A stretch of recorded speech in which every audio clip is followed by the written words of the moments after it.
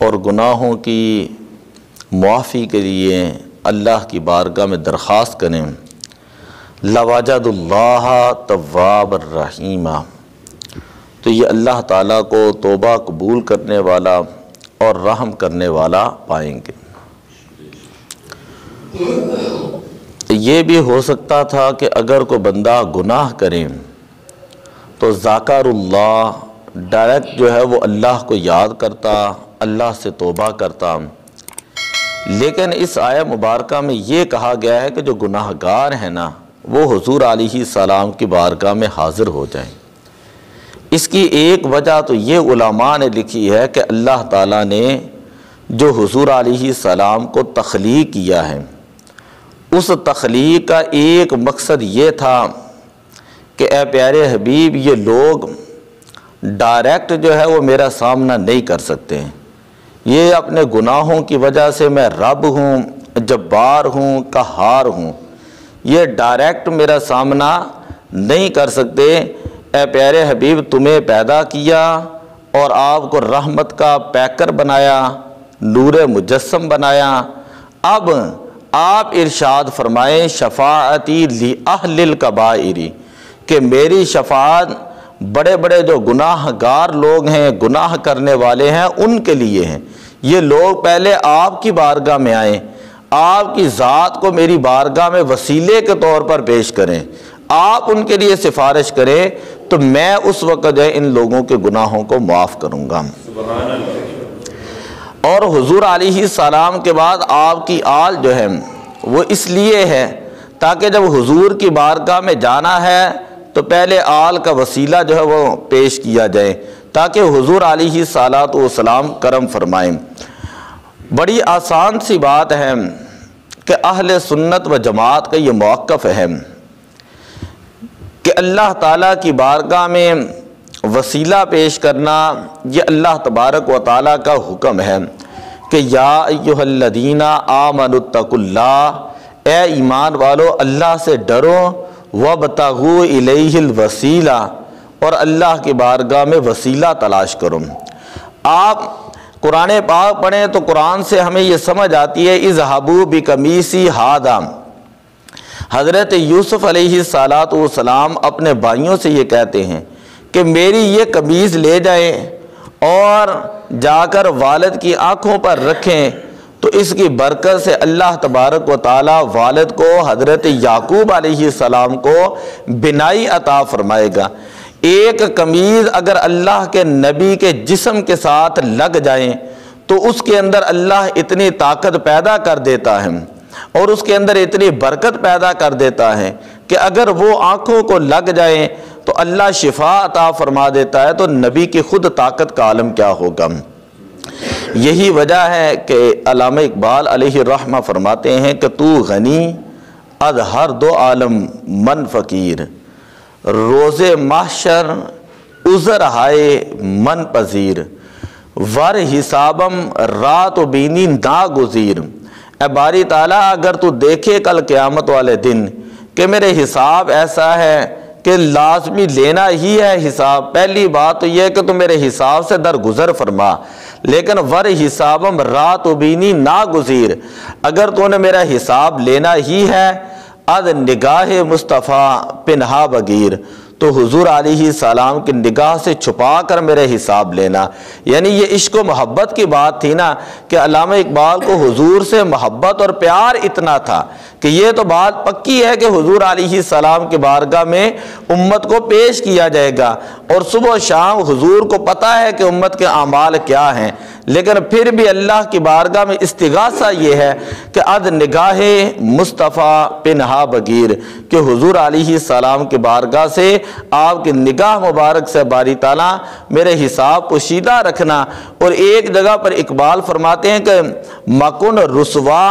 حضور خواجہ مارا، کہ اے باری تعالیٰ مجھے حضور کی بارگاہ میں رسوا نہ کرنا، حساب من ز چشم اون نہارا، کہ اے باری تعالیٰ میرا حساب حضور علیہ السلام کی نگاہ سے جو ہے وہ پوشیدہ رکھنا۔ یہ تو محبت والی باتیں ہیں، عشق و محبت والی باتیں ہیں۔ اگر ایک بچہ قرآن کا حافظ ہوتا ہے تو وہ قیامت والے دن اپنے والدین کی سفارش کرے گا۔ ایک جنازے کے اندر اگر 40 مرد یعنی لوگ اکٹھے ہو جائیں، دعا کریں تو اللہ تعالیٰ ان کی دعا کی برکت سے اس کی بخشش فرما دیتا ہے۔ اسی طرح احادیث میں آتا ہے کل قیامت والے دن جب نفسا نفسی کا عالم ہوگا، یوم یفر المرء من اخیہ،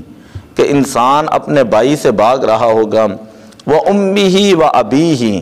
اپنی والدہ اور اپنے والد سے جو ہے وہ دور بھاگ رہا ہوگا، وصاحبتہ وبنیہ، اپنے بیوی اور بچوں کو دیکھ کر دور بھاگ رہا ہوگا، اور کہا جائے گا این المفر، کہ آج کے دن کہاں پر بھاگ رہے ہو۔ ساری مخلوق اللہ کی بارگاہ میں سفارش کے لیے پہلے حضرت آدم علیہ السلام کی بارگاہ میں آئیں گے۔ حضرت آدم علیہ السلام فرمائیں گے اذهبوا الی غیری، آج کسی دوسرے کے پاس جاؤ۔ اسی طرح یہ سلسلہ چلے گا، کبھی مخلوق حضرت نوح علیہ السلام کے بعد، کبھی حضرت موسیٰ علیہ السلام کے بعد، کبھی حضرت عیسیٰ علیہ السلام کے بعد، کبھی حضرت ابراہیم علیہ السلام کے بعد۔ یہ مشکوٰۃ شریف پڑھی ہے، حدیث پاک موجود ہے اس کے اندر۔ اللہ کے نبی یہ کہیں گے اذهبوا الی غیری، آج کے دن کسی دوسرے کے پاس جاؤ۔ جب ساری مخلوق اکٹھی ہو کر حضور کی بارگاہ میں آئے گی تو حضور علیہ السلام بار بار فرمائیں گے کہ آنا لہا آنا لہا آنا لہا، آج میری بارگاہ میں آؤ، میں تمہارے لیے اللہ کی بارگاہ میں سفارش کرتا ہوں۔ اور حضور اللہ کی بارگاہ میں سفارش کریں گے اور اللہ کی بارگاہ میں سجدہ کریں گے تو اللہ تعالیٰ فرمائے گا، بخاری شریف کی یہ حدیث ہے، ارفع رأسک یا محمد، اے پیارے حبیب صلی اللہ علیہ وسلم آپ اپنا سر انور اٹھائے، سل تعطی لک، آپ مانگیں آپ کو عطا کیا جائے گا، واشفع تشفع لک، اے پیارے حبیب آپ سفارش کریں، آپ کی محبت کی خاطر اللہ تعالیٰ آپ کی سفارش کو قبول فرمائے گا۔ عسیٰ ان یبعثک ربک مقام محمودا، کہ ان قریب اللہ تعالیٰ آپ کو مقام محمود عطا فرمائے گا، مقام محمود عطا فرمائے گا، کہ دنیا کے اندر ساری کائنات حامد ہیں، اللہ کی حمد بیان کرنے والی، ہم اللہ کی عبادت کرتے ہیں، اور اللہ محمود ہے، اللہ کیا ہے؟ محمود ہے۔ لیکن قیامت والے دن معاملہ یہ ہوگا، اللہ ارشاد فرمایا عسیٰ ان یبعثک ربک مقام محمودا، اے پیارے حبیب جو مقام محمود ہے نا وہ ہم آپ کو عطا فرمائیں گے، کہ ساری کائنات وہ آپ کا دیدار کر رہی ہوگی، آپ کی تعریف کر رہی ہوگی، آپ کی نعتیں پڑھ رہی ہوگی۔ تو اسی لیے ہم کہتے ہیں فقط اتنا سبب ہے انعقاد بدم محشر کا کہ وہاں شان محبوب کو دکھایا جانا ہے۔ اس آیت کریمہ کی تفسیر کے اندر ہر ایک مفسر نے یہ واقعہ لکھا کہ حضور علیہ السلام کے بظاہر پردہ فرمانے کے بعد ایک دیہاتی آیا، اور آ کر جو ہے وہ مزار پاک کے ساتھ جو ہے جب اسے پتہ چلا تو رونے لگا، اور بیٹھا ہوا تھا اور کہنے لگا کہ مجھے تو یہ پتہ چلا کہ جب گناہ کر لیں تو آپ کی بارگاہ میں حاضر ہو جائیں، مجھ سے بہت بڑا گناہ ہو چکا ہے۔ امام قرطبی نے بھی لکھا، حضرت علی المرتضیٰ شیر خدا حیدر کرار رضی اللہ تعالیٰ عنہ ساتھ ہی آرام فرما رہے تھے۔ حضور علیہ الصلوۃ والسلام نے فرمایا کہ ان کو کہہ دو کہ اللہ تعالیٰ نے تیرے سارے گناہوں کو معاف کر دیا۔ حضرت علی المرتضیٰ رضی اللہ تعالیٰ عنہ بیدار ہوئے اور فرمایا کہ جاؤ، اللہ کی بارگاہ میں حضور نے تمہاری سفارش کر دی ہے، تم نے آ کر یہاں استغاثہ کیا، اللہ تعالیٰ نے تمہارے گناہوں کو معاف کر دیا ہے۔ آج بھی جو لوگ بھٹکتے ہیں در بدر دوا کے لیے، انہیں کہو مدینے چلو شفا کے لیے۔ یہ تو طیبہ کی محبت کا اثر ہے، ورنہ کون روتا ہے لپٹ کر درو دیوار کے